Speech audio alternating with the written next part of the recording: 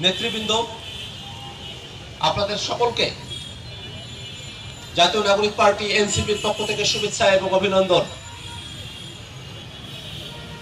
আজকে এই ১লা মেতে আন্তর্জাতিক শ্রমিক দিবসে আমরা এখানে একত্রিত হয়েছি কিছু অঙ্গীকারের কথা ব্যক্ত করার জন্য। আমাদের পেছনে যে ব্যানার, সেখানে শ্রমিক দিবসের অঙ্গীকার হিসেবে ন্যায্য মজুরি, মর্যাদা এবং অংশীদারিত্বের কথা বলা হয়েছে। আজকে এখানে একটি কৌশলপত্র উত্থাপন করা হয়েছে, যেখানে এই ন্যায্য মজুরি, মর্যাদা এবং অংশীদারিত্ব নিশ্চিত করার জন্য 4 ধাপে শ্রমিকদের জন্য কাজ করার অঙ্গীকার এবং প্রতিশ্রুতি ব্যক্ত করার কথা বলা হয়েছে। আমরা খেয়াল করে দেখি, আমাদের এই বাংলাদেশের অধিকাংশ মানুষ তারা শ্রমের সাথে যুক্ত, কিন্তু শ্রমিকদের অধিকারগুলো এখনো পর্যন্ত আমরা তাদের কাছে পর্যন্ত পৌঁছাতে পারি নাই। এখনো পর্যন্ত শ্রমিকদের মজুরি অত্যন্ত নিম্নমানের। এই মজুরি দিয়ে এই ঊর্ধ্বমূল্যের বাজারে শ্রমিকরা তাদের পরিবারগুলোকে সঠিকভাবে ভরণ পোষণ দিতে ব্যর্থ হন। তাদের ন্যায্য অধিকারের জন্য আমাদের জাতীয় শ্রমিক শক্তি, আমাদের জাতীয় নাগরিক পার্টির এই সংগঠনের হাত ধরে ইনশাআল্লাহ আমাদের এই শ্রমিক শক্তির হাত ধরে শ্রমিকের ভাগ্য আকাশে নতুন করে তাদের অধিকার নিশ্চিত করার জন্য আমরা সংগ্রাম করে যাব ইনশাআল্লাহ।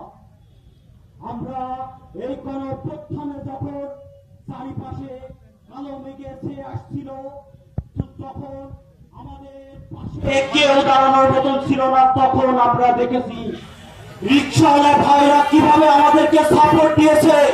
আপনারা দেখেছেন রিকশাওয়ালা একটা ভাইয়ের সেলুট কিভাবে আমরা এখনো সম্মানিত করে রেখেছি। এবং যখন আমাদের ভাইরা একের পর এক শহীদ হচ্ছিল, তখন তাদেরকে নিয়ে যাওয়ার মতন কোন যানবাহন আমরা খুঁজে পাইনি। তখন আমাদের পাশে ছিল এই রিকশাওয়ালা ভাইরা, এই শ্রমিক ভাইরা, এই শ্রমিক ভাইয়ের রক্তের উপরে এই বিপ্লব দাঁড়িয়ে আছে। তাদের ন্যায্য হিসাব আমাদেরকে বুঝিয়ে দিতে হবে। এবং এই শ্রমিক ভাই ও বোনেদের প্রতিনিয়ত তাদের উপরে যে জুলুম করা হয় আমরা দেখেছি। আমরা বলছিলাম যে সারা দেশে গণঅভ্যুত্থানের ফলে মানুষের মধ্যে যে পরিবর্তনের আশা আকাঙ্ক্ষা জাগ্রত হয়েছে, সেই আশা আকাঙ্ক্ষার বাস্তবায়ন এখনো ঘটে নাই। শ্রমিকদের ক্ষেত্রে সেই ঘটনা আরো নিম্নগামী। শ্রমিকদের ভাগ্যের তেমন কোনো পরিবর্তন হয় নাই। শ্রমিকরা কি কেবলই কি শুধু রক্ত দিবেন? প্রতিটা আন্দোলনে, প্রতিটা সংগ্রামে তারা কি কেবলই রাজনৈতিক স্বার্থের বলি হবেন, কেবলই রাজনৈতিক টুল হিসেবে ব্যবহৃত হবেন? শ্রমিকদের ছাড়া কোন আন্দোলন সফল হয় না। সেজন্য কি আন্দোলন সফল করার জন্য শ্রমিকদের বুকের রক্ত কেবল ব্যবহৃত হবে, কিন্তু তাদের ভাগ্যের পরিবর্তন হবে না। এই ধরনের রাষ্ট্র আমরা দেখতে চাই না। এই রাষ্ট্র ব্যবস্থাকে ভেঙে রাষ্ট্রের প্রকৃত মালিক যারা জনগণ, শ্রমিকেরা, এই শ্রমিকদের হাতে রাষ্ট্রকে পৌঁছে দিতে হবে। এ লড়াই আমাদের, এ লড়াই শ্রমিক শক্তির, এ লড়াই বাংলাদেশের জনগণের, এ লড়াই আমাদের সকলকে মিলে করতে হবে। শ্রমিকদের জীবন মান উন্নত করতে হবে। প্রোডাক্ট নির্ধারণের সময় পণ্যের যেমন আমরা কোয়ালিটি দেখি, কিন্তু যারা পণ্য তৈরি করছেন তাদের জীবনের কোয়ালিটি কিন্তু আমরা দেখছি না। সুতরাং তাদের জীবনকে